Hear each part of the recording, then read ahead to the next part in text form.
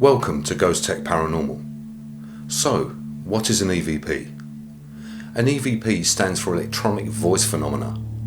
The science of paranormal investigation encompasses a variety of tools and technologies used to collect data in order to determine the paranormal nature of any given location. These technologies are capable of assessing electromagnetic fields, locating temperature changes, and detecting motion and vibration, capturing sounds undetected by the human ear, and so on. The primary focus of this study is placed upon a voice caught on a digital recorder and that are not heard at the time by the human ear.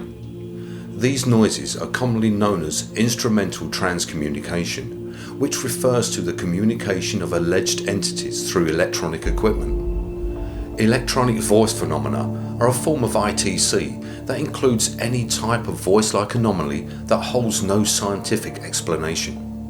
The anomalous concept known as electronic voice phenomena originated in June 1959 when Friedrich Jurgensen heard of voice-like sounds on his recording of bird songs. Jurgensen originally dismissed the voices as interceptions of radio broadcasts until he interpreted the voices to be discussing the bird songs heard on the recordings. The inexplicable connection between the voices and the situational context led Jurgensen to continue investigating and attempted to capture more of these anomalous voices. Jurgensen produced several literary pieces reporting his findings, which in turn stimulated the interest in other scientists. Research and use of digital recorders in attempting to collect EVPs have since expanded and progressed throughout the years, and now are a normal part of the scientific practice in paranormal investigation. Countless paranormal societies across the nation and the world currently use digital recorders and other recording technologies to capture and examine EVPs in order to assess their relation to any given location of focus. Over the years, we have captured thousands of EVPs, and in this episode we will be looking back at some of those which are not only personal to us as a team, but the ones that we have never forgotten. I will be joined by Phil, Mark, Peter and Andy West of Surrey Paranormal. Andy joined us on one of our investigations where we captured the clearest EVP to date. This first EVP was captured at Prisoner of War Camp 116. The camp was constructed in 1941 and housed Italian, Australian and Nazi prisoners. Towards the end of our investigation, we decided to do an EVP session, and on live replay there was a voice on our digital recorder, a German voice that we had to have translated. So here is the brief history of the location, followed by the EVP.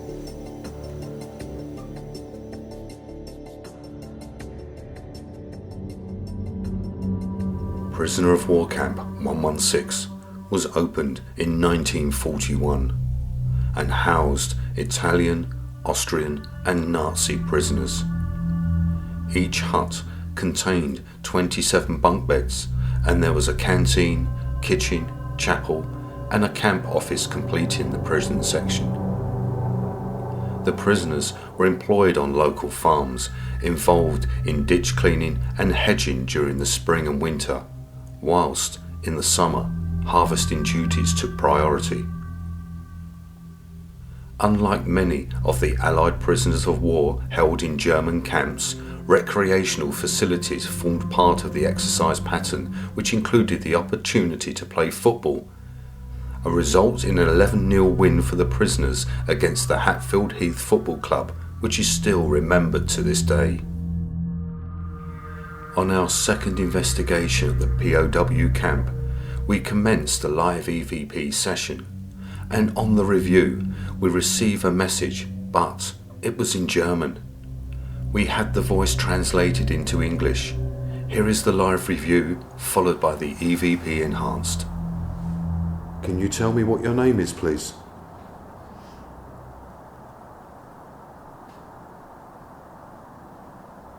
Speak into this device.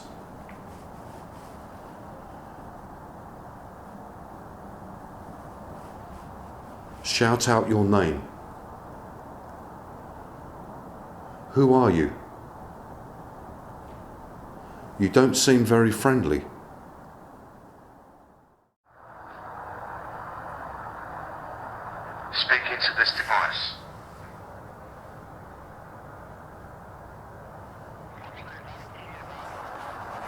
Shout out your name. Who are you? You don't seem very friendly. Yeah. There was something there, wasn't there? Yeah, I heard that myself. Yeah, someone else is speaking. Someone's speaking. Speak into this device.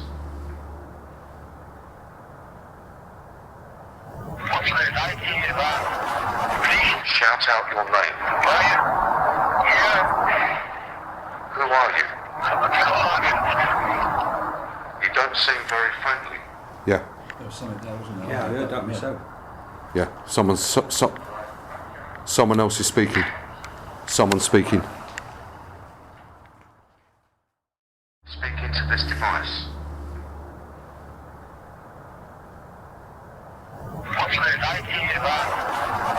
Shout out your name. Who are you? You don't seem very friendly. Yeah. There was something there, wasn't there? Yeah, I heard that myself. Yeah, someone else is speaking. Someone's speaking.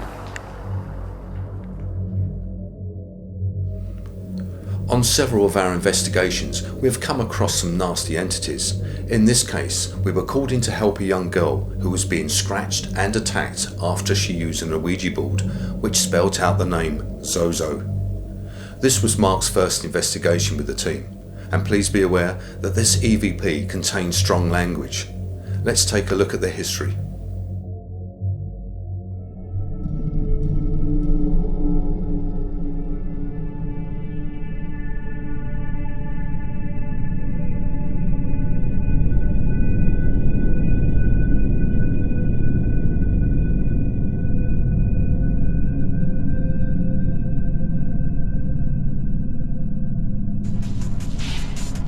The first mention of Zozo, now commonly referred to as the Ouija demon, occurred in 1818. Reference guide written by Jacques Collin de Plessis, a self-proclaimed occultist and author, in his Dictionary Infernal. It states, in 1816, a girl from a town called Tailly in the Picardy region of France found out she was pregnant. She immediately claimed that she was possessed by Zozo. The girl would walk around the town on all fours and just on her hands. A Jesuit from Spain performed an exorcism on the girl. Zozo could not be removed and eventually took a position in the genitals of the girl, only leaving at the Jesuit's insistence. What is striking about this incident is that the manifestations the girl claimed lined up with the characteristics of the Zozo entity appearing today. No one knows what Zozo actually looks like or what being he really is, but those who have come into contact with him report terrifying experiences.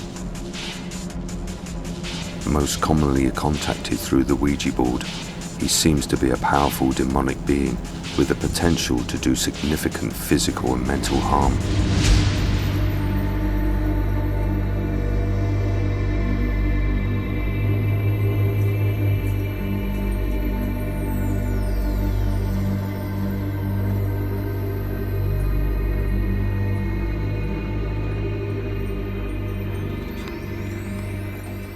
So this is it was only the other day where Louisa, the mother, went into this cupboard. There was a lot of junk in there that she wanted to get rid of, and when she was in there were scratching noises, things started moving, and there was walking up and down this hallway, and she believes that it's where it's been hiding all this time, because they never actually went in there at all.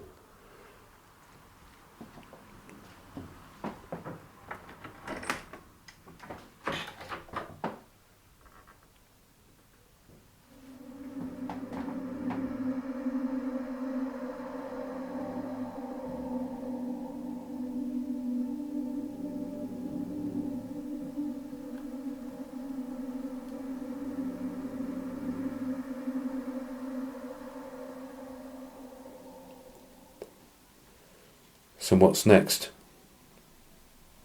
What do you want with the girl? What are you going to do?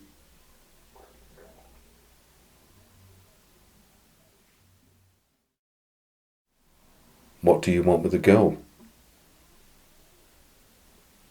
What are you going to do?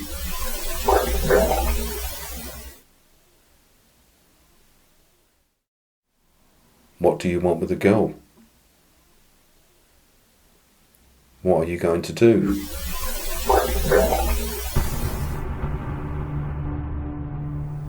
The Cowdrey House haunting is Phil's chosen EVP. The children that live in the house were seeing a man standing at the top of the stairs. We are now joined by Phil. Hello Jeff, how you doing? Yeah, all good, buddy. Yourself? Yeah, not too bad. All set up, raring to go. Okay. What's one of your memorable investigations where we caught some good EVPs? I think one of my favourites, and certainly one of the best ones, was a place which we called the Cowdrey Residence. Yeah. Now that was an interesting one because a friend of mine, a woman she worked with, had been talking to her about happenings going on in her house.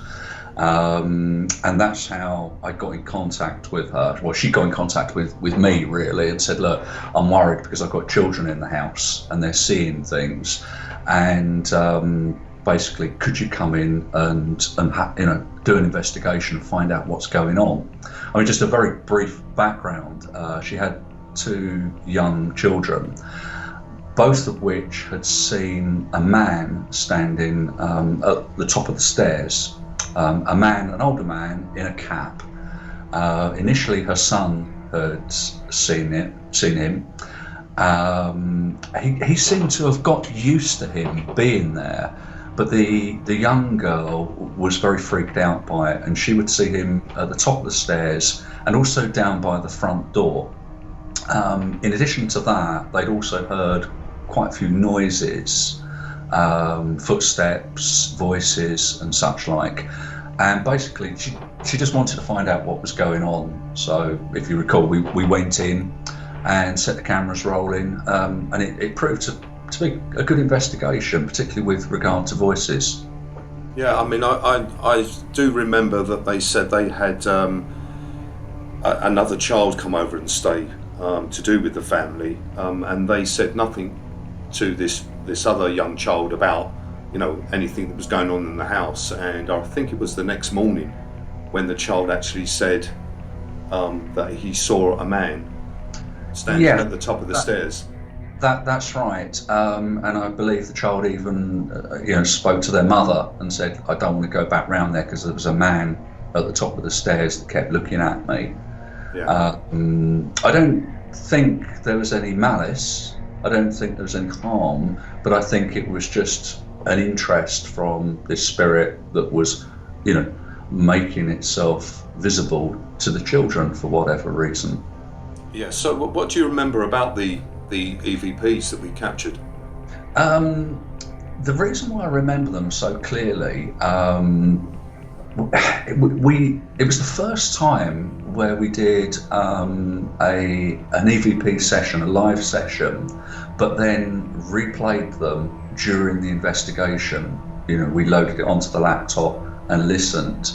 I mean, the first EVP which we picked up was when we were at I believe from memory, from the bottom of the stairs, and it was quite loud. I seem to remember both you and I heard it, but the voice said, I'm up in this room, and it was very prominent and very clear. There was nobody upstairs or anything like that, and I think because it was so clear, that stuck out.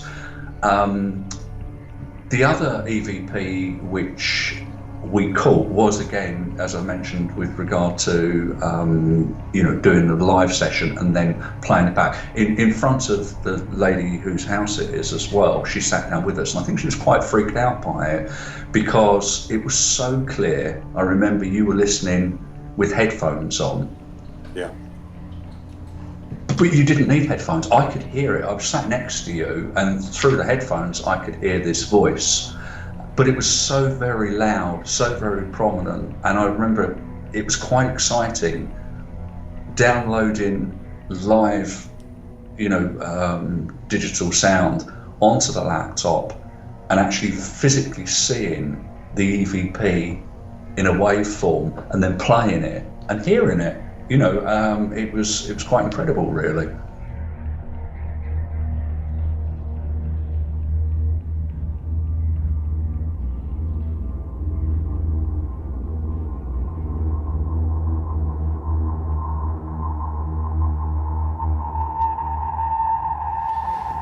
So, you're saying the man with the hat stands here? Yeah. Which way is he facing? Like that or like that? Caitlin, can you remember? But he's standing here.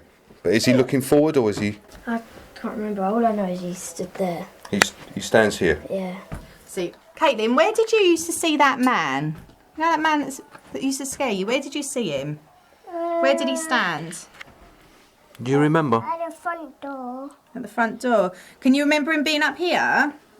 Whereabouts did he stand up here? There. What, where that man is now? Is this where he used to stand? Here? Yeah? Okay. Can we speak to the man who wears the hat?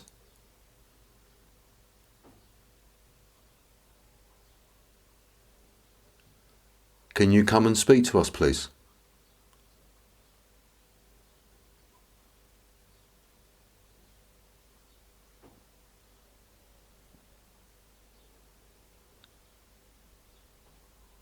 Can you tell us what your name is?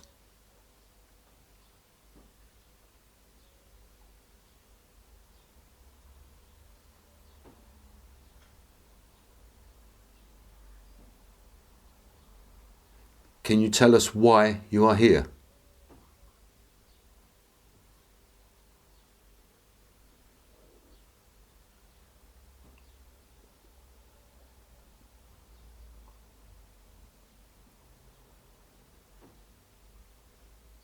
Did you used to live here in this house?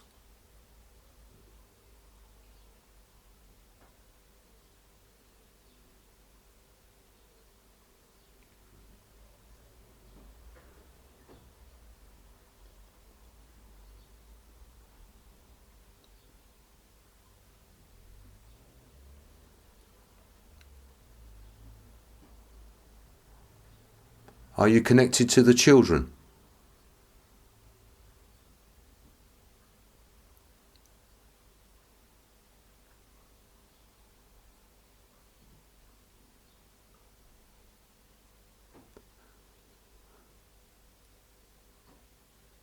Why do you stand up on the landing?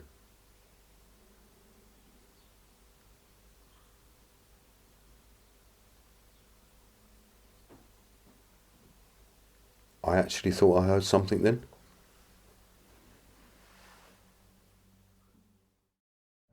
Can you tell us why you are here?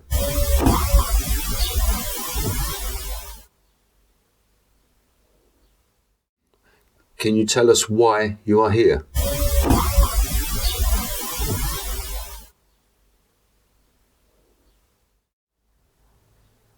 Are you connected to the children?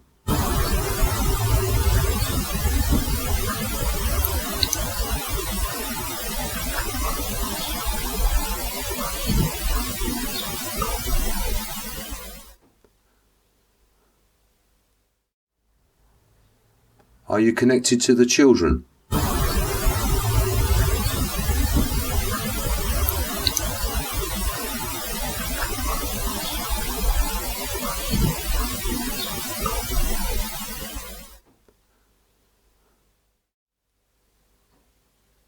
Why do you stand up on the landing?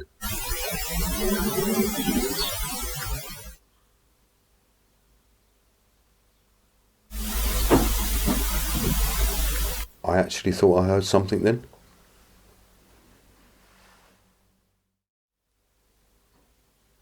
Why do you stand up on the landing?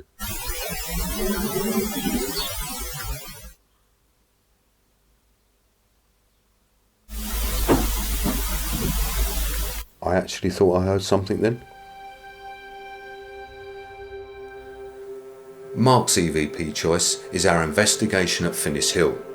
At one point Mark gets his coat pulled, and then a voice is heard saying, "Shouldn't come bother us." This episode was featured on Paranormal Calls on Camera, so let's speak to Mark, followed by the edited version which was shown on that programme. Hi Mark. Hi Jeff, how you doing? Yeah, all good, thanks buddy. Yourself? Yeah, okay, yeah, just sticking with this lockdown and hopefully it'll come to an end one day. So, what's your most memorable EVP, do you think? Thinking about it, it was probably when we did the investigation at Finnis Hill. Okay. Yeah, the reason being was, obviously you guys had been there before and I hadn't, and I was really looking forward to the investigation. And during the investigation, we've been asking out for William Ben, who'd sadly died due to carbon monoxide poisoning, we think, in the 1940s. And when we were doing the investigation in there, the three of us were stood quite far apart from each other, and I was stood in one of the chambers, one of the wide open spaces in Finnis Hill, and I got the left hand side of my coat pulled really hard. Obviously that startled me, and we all started looking around to see if I got myself caught on something, but I was in such a large open space that I couldn't have got myself caught on something. And unbeknown to us, until the episode was actually edited and put out, we had, not long after I'd had my coat pulled, there was an EVP we caught, which was a lady's voice saying, "Shouldn't come bother us." And obviously that shocked us all, because it just validated me getting my coat pulled, and then hearing that EVP straight after. I think it must have been William Ben's mother saying not to come bother us, please, because this is where we are. Next on Paranormal Caught on Camera. Ghost hunters encounter a young spirit. Is the little boy here? Who gets up close. What was it, Mark? And personal. Someone pulled the bottom of my coat.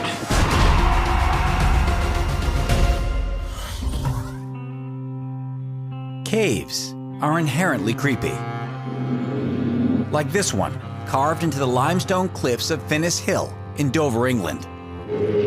Comprised of 5 tunnels with adjoining passages, this cave system was said to have been built in the early 19th century by Napoleonic prisoners of war. It went on to be used as military barracks during World War I and an air raid shelter for civilians during World War II. Currently, the dark and eerie cavern is unoccupied. By the living, that is. Many believe it's haunted by several spirits, including a young boy named William. In 1941, he died of carbon monoxide poisoning from a coal fire his father lit in a bucket to keep his family warm. After hearing reports of shadow figures and the sounds of footsteps and a child's voice, a paranormal team went to the Finnis Hill Caves to see if they could contact William. But it was William who contacted them. What was it, Mark? Something pulled the bottom of my coat really hard. Like that.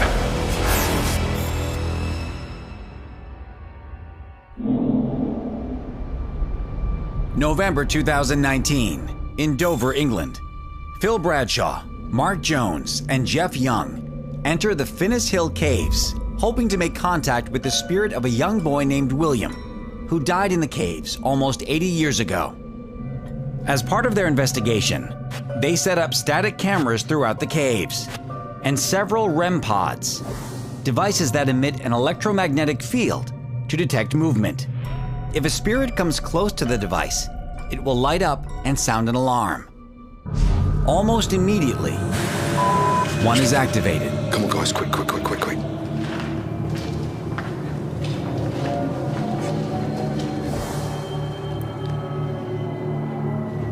The REM pod's dead. That was a new battery. My name is Jeff Young, and this is my video. We always put brand new batteries in every piece of our equipment. And whilst we were just continuing to set up, the REM pod goes off. It just continuously just went nuts. We rushed there as quick as we could. The REM pod was completely dead within seconds. It's completely died. It's drained the energy from the battery of the REM pod.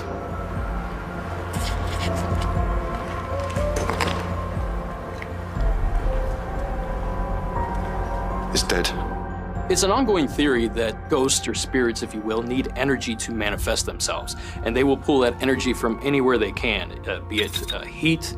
In a lot of cases, it's batteries from camcorders and other equipment. So ghost hunters oftentimes will turn on a brand new machine with brand new batteries and watch it die right in front of their eyes. The team is a little freaked out, but they replace the REM pod's batteries and continue with the investigation. Then, things go from weird to downright creepy.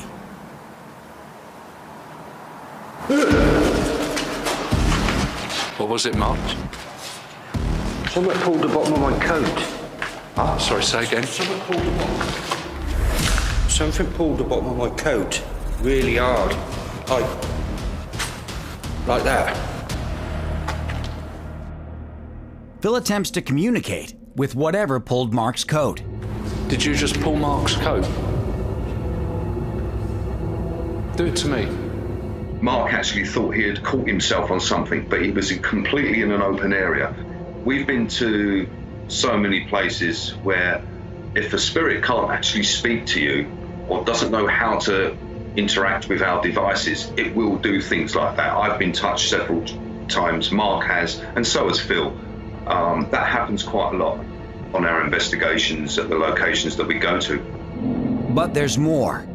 When Mark, Phil, and Jeff review the audio later, they notice something else. An EVP, or electronic voice phenomenon, was captured on one of their recording devices, right after Mark's coat was pulled. Did you just pull Mark's coat?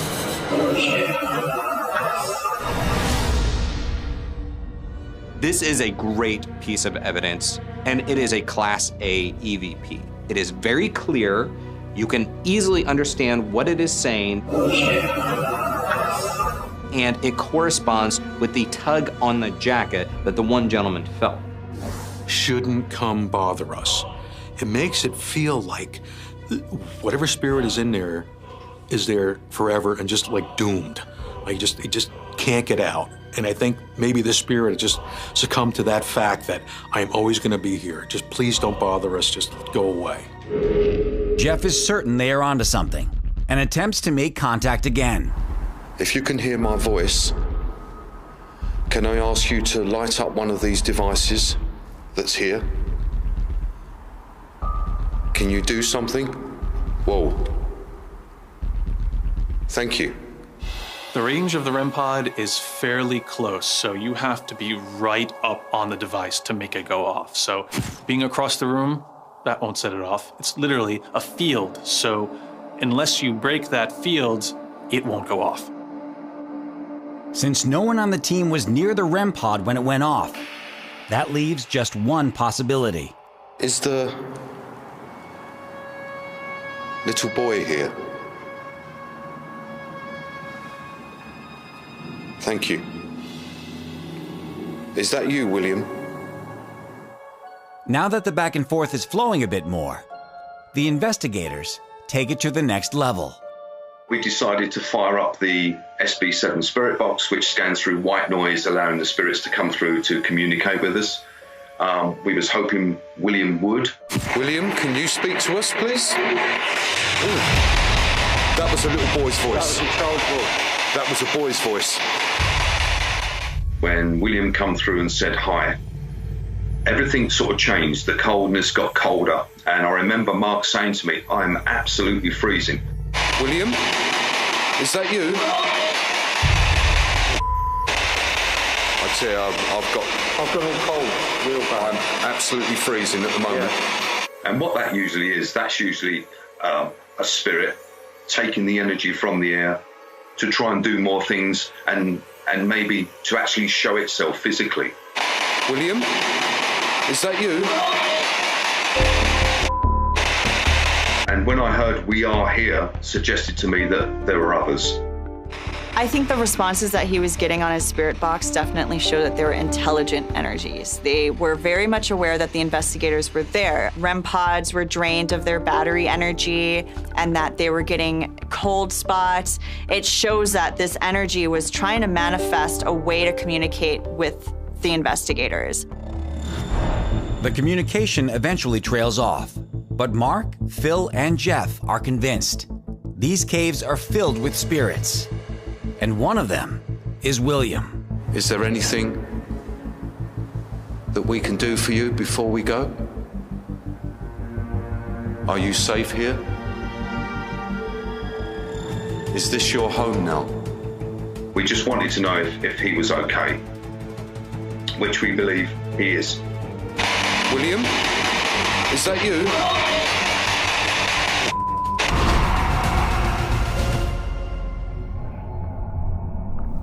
My chosen EVP is from the Old Norwood Fire Station, a place that we have investigated on many occasions. A 13-word EVP of a child that I have never forgotten. Here is the background on the location, followed by my chosen EVP. The Old Norwood Fire Station, now known as the South London Theatre. It was built in 1881 by the Metropolitan Board of Works. The fire station became redundant in 1917 when larger mechanical appliances were built which would not fit through the doors. Between 1921 and 1923, it was reported that the building was used as an illegal bare-knuckle boxing venue. From 1924 to 1925, it was then used as a warehouse. Then, in 1927, the hall was made larger and the ground floor was rebuilt for the local ambulance service. In that same year, St Luke's Church took over the property and they used it as a parish hall. During the Second World War, it was home to the British Red Cross, and finally, the South London Theatre took over the building in 1967 as a performance venue. Whilst Phil, Peter and I were up above the stage area in the fly loft, I ask a question and we receive a 13-word reply. In fact, it is the voice of a child who mocks me by repeating exactly what I've just asked. Is there anyone down on the stage at all that can hear me?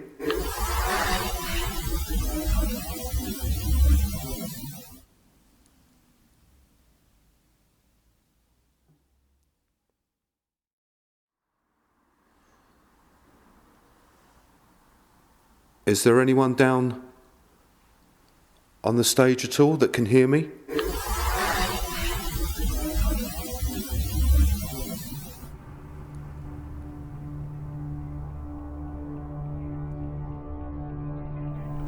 Our investigation, called the Milford Haunting, gave us our clearest EVP to date. A couple with a small child were experiencing all types of paranormal activity after they brought into their home items of witchcraft that were owned by a family friend who was killed in a motorbike accident. It was a 2-night investigation, and on the first night we were joined by Andy West of Surrey Paranormal, who caught us the clearest EVP that we have to date. Please welcome Andy West of Surrey Paranormal. Hi Andy. Hiya, you alright? Yeah, all good, thanks. How you doing? Good. Not too bad, not too bad. Been a long time? Yeah, it has, yeah. But, busy. Okay, so, I'm getting in contact with you to obviously discuss the EVP that was captured at the Milford Haunting. And you was on that investigation. The first night, we'd done 2 nights there. Yeah. And you decided to take a little seat in one of the children's bedrooms to do an EVP session. So tell us a little bit about that. First of all, historically, usually you're going into haunted places that are old and decrepit, or got a lot of history to them, all that sort of stuff. This was almost effectively a brand new building. It was very, very new, very nice, and historically, again, when we've done investigations in people's homes, private homes, we've got absolutely zero, nothing. Yeah. So I wasn't expecting anything, to be honest, because that's what we've had before, nothing. And I was actually intrigued by the pre-video that you did. So, you know, I thought, okay, maybe there's something here. So that's why I came along. And, you know, and I was actually blown away of the evening. It was incredible. So with the EVP, I decided to go into the child's bedroom all on my own and nice and quiet. You sat in the lounge and so to start recording and start talking. And I said, you know, please can you speak into the little red light that was on the recorder? And I heard nothing. I always leave a gap so they can reply, and I heard absolutely nothing. And what astounds me, I mean, there's three things that astound me. Number one was that you heard it, and you were in the lounge. You were, what, 20 foot away, 30 foot away? Easy. Yeah, you heard it, and this has happened before in other places. You heard it, I heard nothing.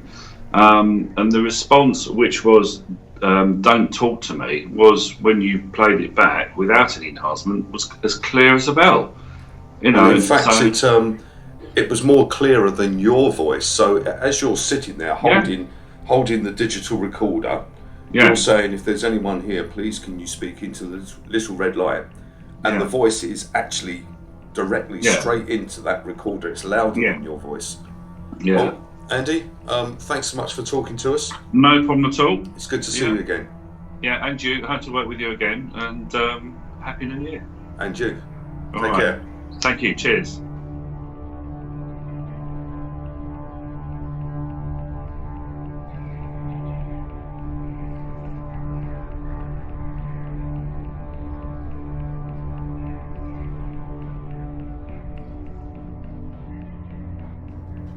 Okay, Andy, we're all settled down now. Okay.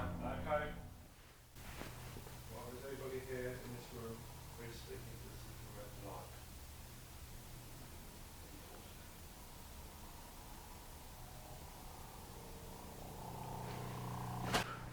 Andy? Yeah, Which room are you in? I'm in this one.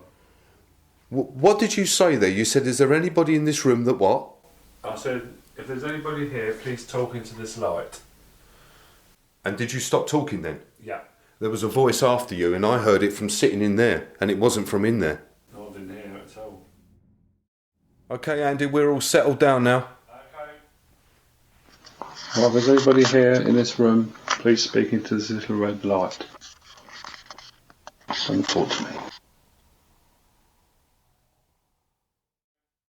Okay, Andy, we're all settled down now. Well, if there's anybody here in this room, please speak into this little red light. Don't talk to me.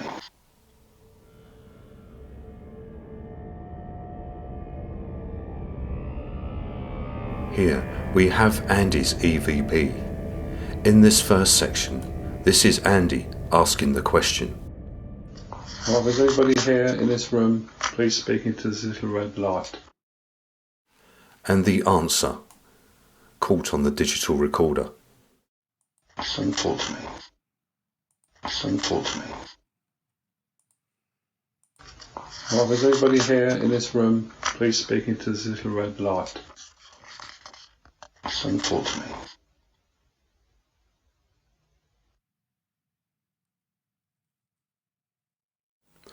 Another clear EVP that we captured has been chosen by Peter, our part-time investigator. We was at the old rag school in London, home of Dr. Bernardo. Peter was down in the basement all by himself. Me and Phil was outside, no one else was in the building, and he captures the clearest voice of a child. But he didn't hear it at the time. Let's speak to Peter. Hey Pete, how you doing? I'm good, how you doing? Yeah, fine, thanks mate. So, we're talking about the old rag school, where you caught, it was a very clear EVP of a child. But the old rag school, what a big place. How did you enjoy the investigation? Oh, I thoroughly enjoyed it, yeah, it was really good. Stuck in my memory. Yeah. Well, a lot went on. Myself and Phil, we left the building actually went outside of the building and left you down in the basement. So what happened after that? Once we left the building. Well, I was just sat down there for a little while. It was dark, it was cold, a bit spooky. I just sat there for a while and just spoke, really.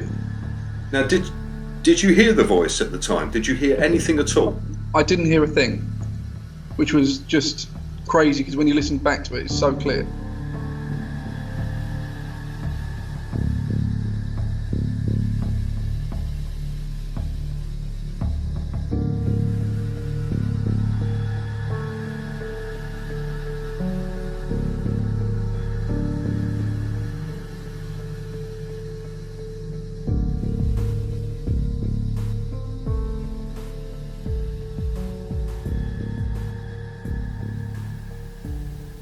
Give me a reason to believe in it, in something.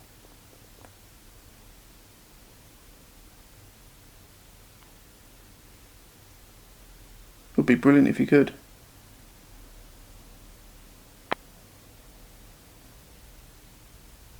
Make me jump. I dare you. I won't mind. Won't be upset, I promise.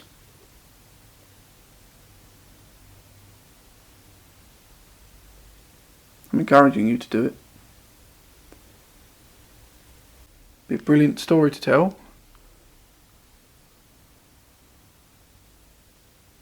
Got all these cameras here. I'll be able to prove it as well.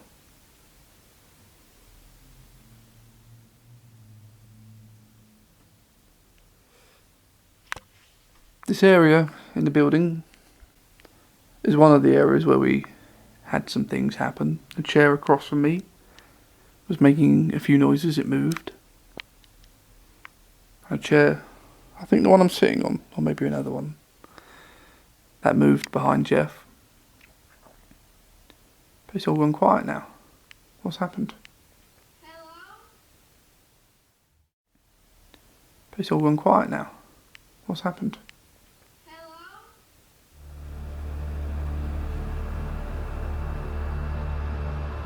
So, ladies and gentlemen, those are our personal chosen EVPs. I hope you enjoyed the episode, so until next time, we'll see you again on Ghostech Paranormal. Take care.